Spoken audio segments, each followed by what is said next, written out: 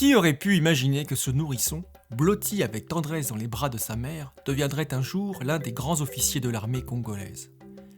Le 22 janvier 1936, au cœur du Moyen Congo, Henri Ondoko vient au monde. Entouré de sa mère, Yadoulou Henriette, de son oncle, Kombele Hubert, et de sa tante, Marie-Hélène Yabia, cet enfant, plein d'innocence, allait pourtant écrire une page mémorable de l'histoire de sa nation. Nous sommes en 1936, au cœur du Moyen Congo, ainsi nommé depuis 1903, tandis que la colonie du Congo français, elle, était née en 1891. Une photo prise en 1950 raconte mieux que des mots la douceur d'une époque. On y voit Henri Ondoko, tout de blanc vêtu, sous la main protectrice de son père, Gabriel Ondoko, élégant dans un smoking noir. Ce cliché capture une époque où les liens familiaux étaient marqués de simplicité et de chaleur. Henri, benjamin d'une fratrie de 3 enfants, grandit sous l'affection bienveillante de ses sœurs aînées, Alphonsine et Gabrielle. La chaleur humaine, Henri l'a partagée avec ses camarades d'école. Le professeur Théophile Obenga, ami de longue date, se souvient avec tendresse. Il existait 2 écoles Saint-Vincent de Poto-Poto. Saint-Vincent A, situé dans la rue Likwala, et Saint-Vincent B, situé sur l'avenue de France. Cet établissement ne comptait que 4 classes, 2 classes de CM1 et 2 classes de CM2. Les élèves étaient classés par ordre alphabétique. En raison de nos noms commençant par O, comme Obenga, et O, comme Ondoko, nous nous retrouvâmes dans la même classe, assis côte à côte. Une complicité qui grandit au fil des cours et des jours passés ensemble, jusqu'à créer un lien familial entre nous. C'est cette amitié sincère qui l'amena un jour à me présenter à sa famille. En particulier sa grande sœur, Yagabi. Elle vendait des beignets et de la bouillie au marché. Grâce à cette introduction, je profitais souvent du plaisir de savourer ces délices sans jamais débourser un sou. Un privilège qui ne me laissait pas indifférent. Henri était un frère calme, dont l'amitié fut pour moi une richesse inestimable.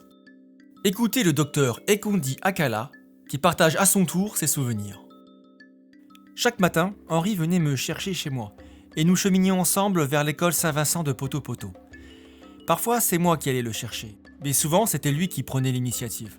Dès son jeune âge, Henri nourrissait le désir ardent de devenir militaire, un rêve qu'il répétait sans cesse à l'école. Il était mature pour son âge, astucieux dirais-je même.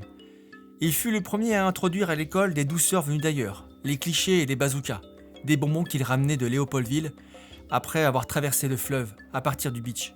Nul ne pouvait l'arrêter car son père était un notable. Tout Brazzaville savait que Henri était un enfant choyé par ses parents. Il grandissait entouré de l'affection de ses 2 grandes sœurs, Alphonsine et Gabrielle Ondoko. Le 7 janvier 1954, Henri Ondoko franchit une étape majeure. Il intègre le service armé par la commission de recrutement de Brazzaville. Ce jour-là, il est incorporé au bataillon des tirailleurs Congo-Gabon, le BTCG, pour un engagement de 3 ans. Ce n'est que le début d'une carrière marquée par des défis. Voici la classe de mobilisation 1954.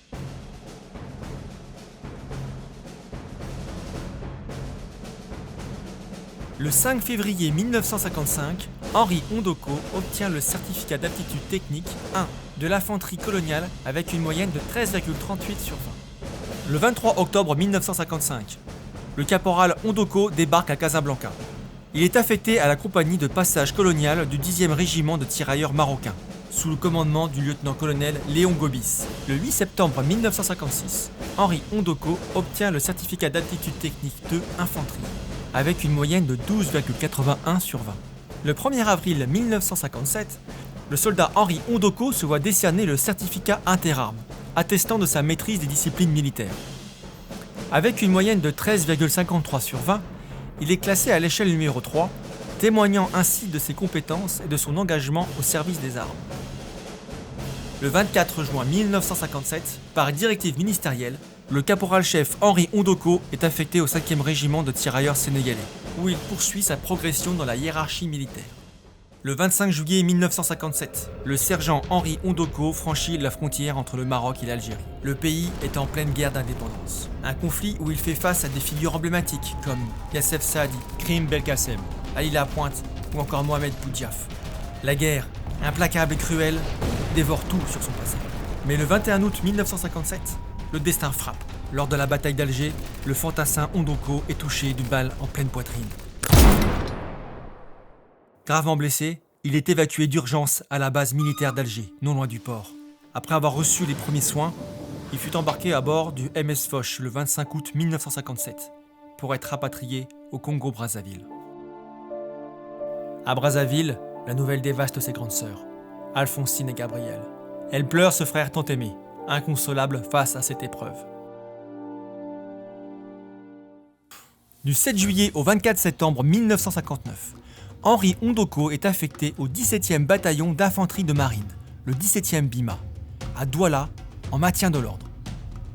Plongé en pleine guerre d'indépendance, il se retrouve au cœur d'une période où l'armée de libération nationale du Cameroun, l'ALNK, menée par des figures emblématiques telles que Félix Roland Moumié, leader de l'Union des populations du Cameroun, l'UPC, ainsi que Martin Singap, Ernest Ouandié, Abel Kingé et Osende Afana, se réorganisent. Leur objectif, arracher le pays à la domination des impérialistes franco-britanniques et de leurs alliés américains et ouest-allemands.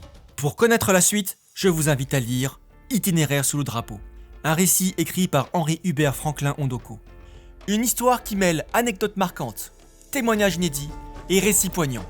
Vous y retrouverez les confidences de Théophile Obenga, Ekondi Yakala et d'anciens enfants de troupe matricules 1036, 1148, 1207, 1275 et 1640.